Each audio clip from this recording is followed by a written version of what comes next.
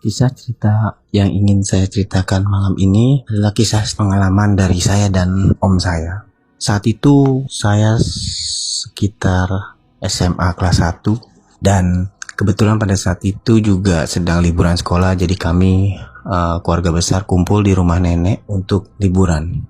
Kisah dimulai cerita ini saat ada rencana dari om saya dengan kawan-kawan kampusnya untuk melakukan touring bersama ke daerah Jogja. Dan kali ini sepertinya saat om saya meminta izin ke nenek saya, sepertinya nenek saya ini agak berat untuk mengizinkan om saya untuk ikut serta dalam acara tersebut, acara kampusnya bersama kawan-kawan kampusnya. Yang tidak biasanya dilakukan nenek saya. Biasanya nenek saya selalu mengizinkan om saya untuk melakukan touring ataupun naik gunung atau apa. Tapi kali ini sepertinya ada satu hal yang diberatkan lah dari nenek saya. Dan singkat cerita akhirnya om saya tidak ikut dan dengan beratnya melepas kawan-kawannya untuk acara touring bersama ke Jogja. Pada saat itu kumpul teman-temannya di rumah nenek saya dan dilepas oleh om saya untuk ke kampusnya untuk melanjutkan langsung touring ke perjalanan menuju Jogja. Singkat cerita, akhirnya om saya tidak ikut dan kawan-kawannya telah berangkat menuju Jogja. Dan tepat tengah malam, kira-kira jam 12:30 pada saat kami semua sedang akan beranjak tidur, tiba-tiba kami semua dikejutkan suara ketukan pagar dan suara memanggil om saya. Dan om saya sangat mengenal suara tersebut. Nok, nih gue Nok. Lo masih tidur? Lo masih bangun gak Nok? Dan akhirnya om saya keluar untuk menghampiri sumber suara tersebut ke gerbang depan. Dan ternyata yang ditemui itu adalah temannya yang setelah berangkat ke Jogja tadi siang. Dan om saya bertanya, "Kek, lo kenapa balik lagi? Yang lain mana? Kok gak ikut?" Dan dijawab sama temannya, "Ya Nok, gue balik sendirian. Yang lainnya gak mau balik." "Loh kenapa?" kata om saya. "Gak apa-apa Nok, ayo udah masuk. Gue buatin minum dulu ya." "Ah, gak usah repot-repot Nok." Enggak apa-apa, udah minum dulu deh. Duduk dulu." "Ayo udah Nok." Akhirnya om saya masuk ke dalam dan buatkan minum.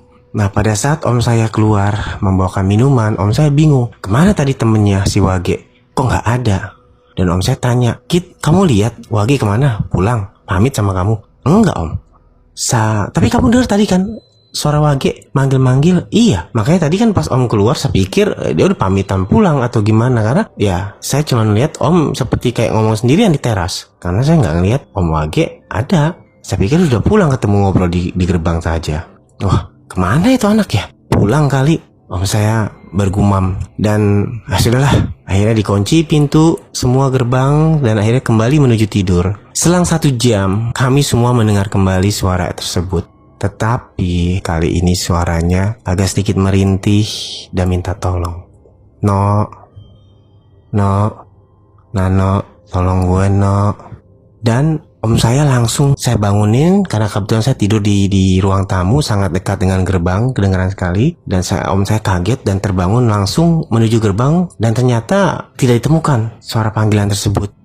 Setelah dicari kesana sini nggak ada, om saya coba masuk ke dalam dan menunggu sama-sama di ruang tamu dengan saya. Nggak lama lagi, berselang beberapa menit, ada seperti suara langkah di depan teras. Seperti langkah berjalan, bingung, mondar-mandir, dan suara menangis.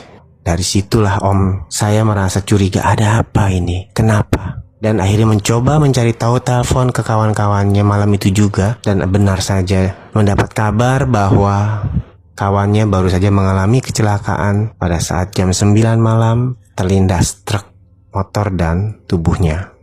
Sangat tidak percaya om saya bahwa sahabatnya telah mendahulunya mengalami kecelakaan saat itu, karena dia yakin betul baru saja dia temui datang ke rumah. Sampai benar-benar esok harinya dia lebih dipastikan lagi mendapat kabar dari pihak keluarganya bahwa kawannya memang telah mengalami kecelakaan pada saat malam itu.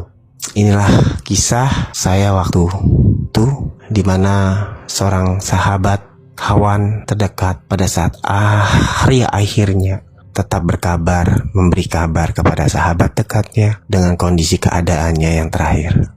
Itulah satu persahabatan sampai akhir, tetap sahabat.